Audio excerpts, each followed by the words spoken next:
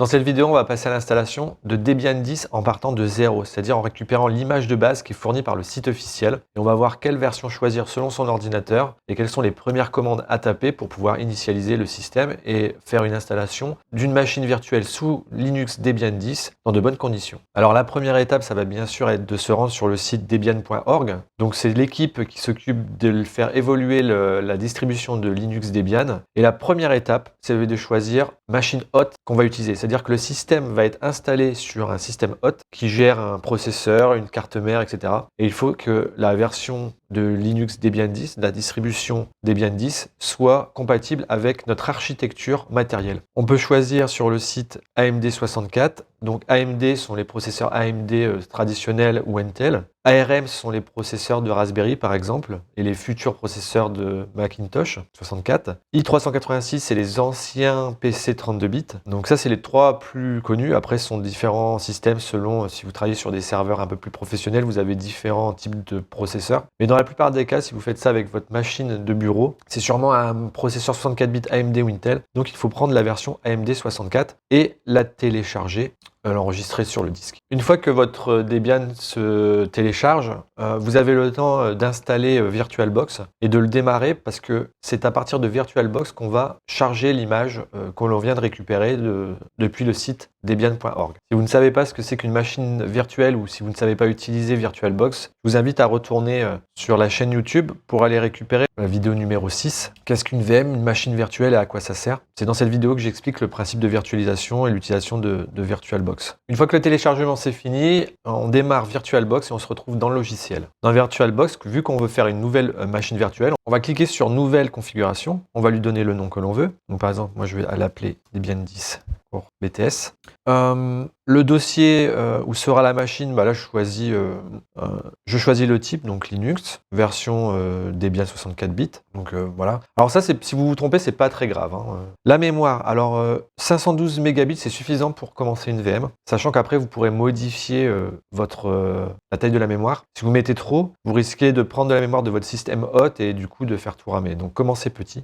Et là, en fait, comme on part de zéro, on n'a pas déjà de disque VDI. Donc une VDI, c'est un disque VirtualBox, donc le disque dur de votre machine virtuelle. Donc il va falloir créer un disque virtuel maintenant. Donc c'est pour ça qu'on coche créer un disque. Donc évitez les espaces. Donc moi je vais l'appeler Debian 10 nu.vdi. On lui donne une taille, sachant que la taille elle peut grossir au fur et à mesure. Donc la taille de départ, 8 Go, c'est suffisant. Et on choisit dynamiquement alloué. Dynamiquement alloué, ça veut dire que si vous avez besoin de plus, ça va grossir. Par contre, attention, un disque dur de machine virtuelle, une fois qu'il est grossi, il ne peut pas rétrécir. Et type de fichier, on va prendre VDI parce que ici on l'utilise pour VirtualBox, ça promet moins de bugs, on va dire. Je fais créer.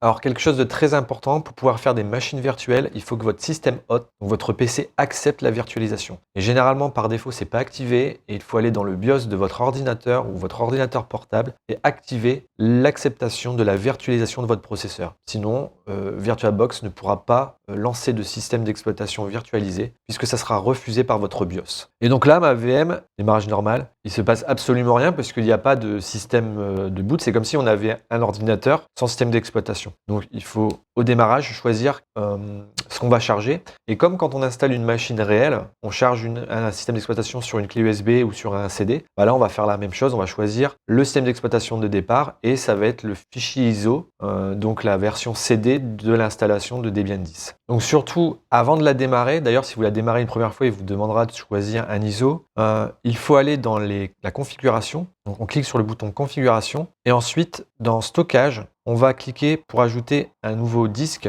Donc on va charger le CD d'installation de la Debian 10 qu'on vient de télécharger. Donc on fait un lecteur, on clique sur ajouter ici pour aller chercher la version de Debian qu'on a téléchargée. Donc moi c'est la Debian 10.8.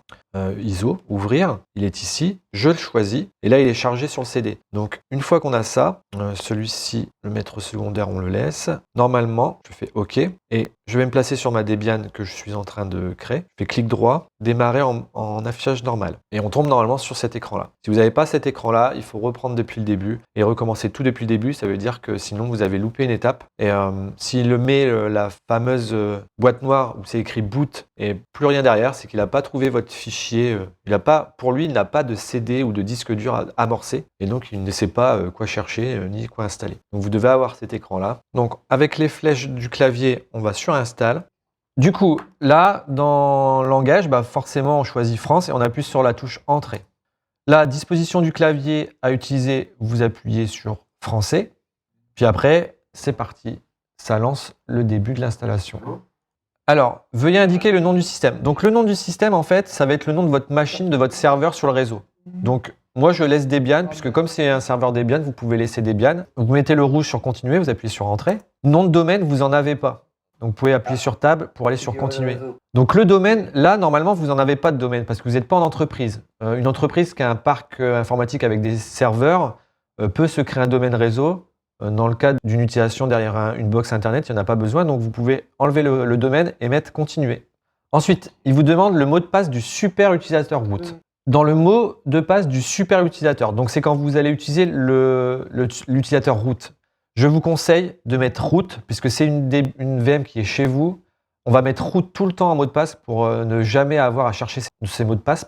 Mais si vous utilisez ça en production, bien sûr, il faudra mettre des mots de passe un peu plus sécurisés. Pour l'instant, vous mettez root, vous appuyez sur Tab et vous mettez Continuer. Donc, il vous demande de confirmer le mot de passe, donc vous tapez root, Continuer. Par contre, après, il vous demande de créer un nouvel utilisateur, puisque par défaut, on ne peut pas utiliser root pour un utilisateur standard, donc il veut en créer un autre. Moi, je mets Debian, comme ça, c'est l'utilisateur de ma machine. Donc, vous pouvez mettre Debian aussi. Donc, identifiant pour le compte utilisateur, vous mettez 2 fois Debian. Et quand il vous demande de mettre un mot de passe, vous mettez root. Comme ça, vous vous trompez jamais. Entrée et root, confirmation, entrée. Bien sûr, les mots de passe, il faudra les changer quand vous passez en production. Donc, au niveau de la partition des disques, comme on n'a pas de montage particulier, on n'a pas plusieurs disques, on va laisser assister par utilisateur en utilisant un disque entier. Donc, on va utiliser la totalité de notre VDI. Le disque à partitionner, c'est normalement le disque que vous avez créé en début tout à l'heure, la VDI de 8 Go. Donc, vous la sélectionnez, donc vous laissez en rouge, vous appuyez sur Entrée. C'est possible de ne pas avoir les mêmes noms, ça dépend de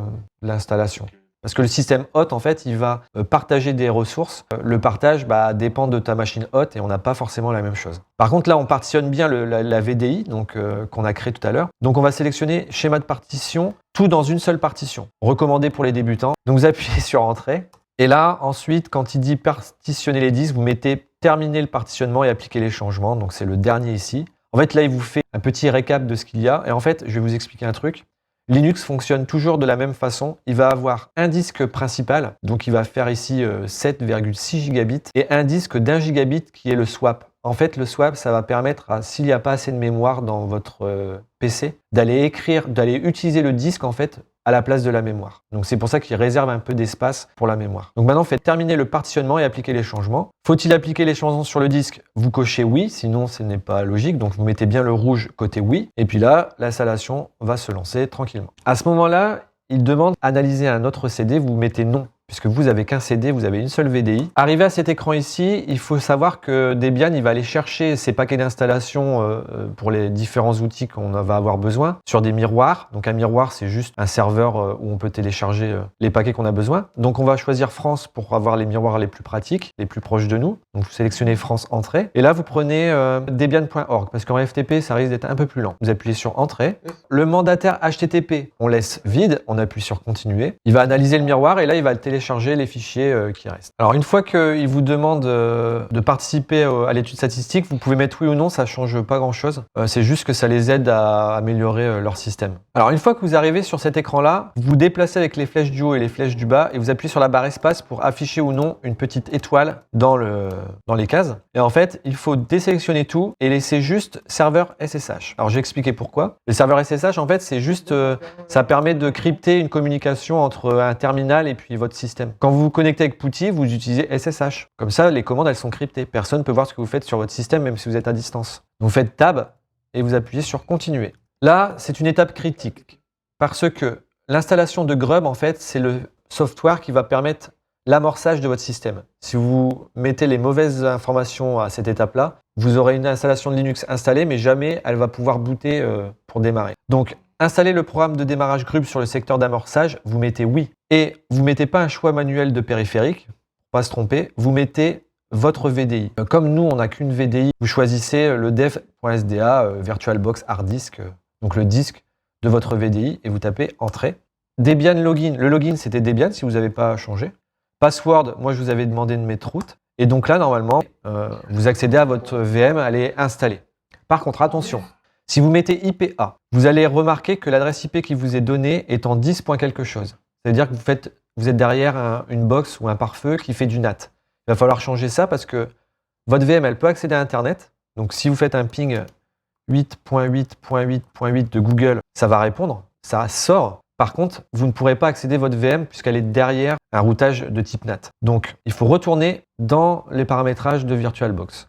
Alors, vous éteignez votre Debian, clic droit, fermer, éteindre. Et dans Configuration, vous allez configurer le réseau de la façon suivante. Le mode d'accès réseau, plutôt que de mettre NAT, vous allez mettre accès par port. Alors, le NATing et le bridge, hein, vous pouvez essayer de le comprendre dans la vidéo cours redirection de port et NAT.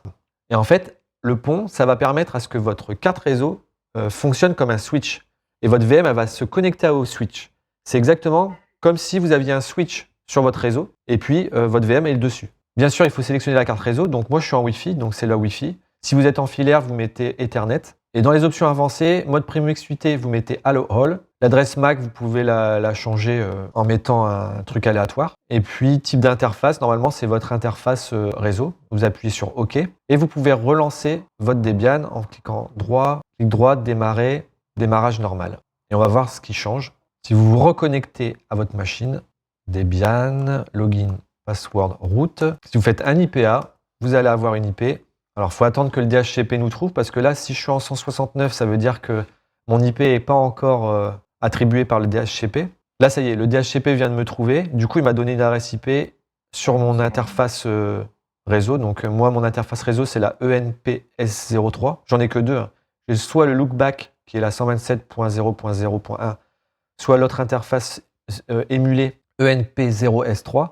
Et mon réseau m'a donné l'adresse IP suivante, 192.168.1.96. Du coup, à partir de mon PC Windows, je peux accéder à cette machine. Ouais. Donc là, ce que vous allez faire, c'est que vous mémorisez votre IP, vous fermez votre Debian, vous l'éteignez. Et là, ce qu'on va faire, c'est que vous allez la démarrer en mode sans affichage. Ça veut dire qu'elle va démarrer, mais elle ne va pas consommer de ressources d'affichage. Comme ça, votre système hot, il va pouvoir avoir un peu de ressources. Et avec PuTTY, vous allez pouvoir vous y connecter. Donc moi, je me connecte avec mon terminal. Donc vous, si vous avez PuTTY, vous pouvez le faire. Donc mon adresse IP, c'est la 1.96. Je me connecte avec mon Debian. Yes, root. Et là, je me connecte, si je fais un IPA, je suis connecté à ma machine.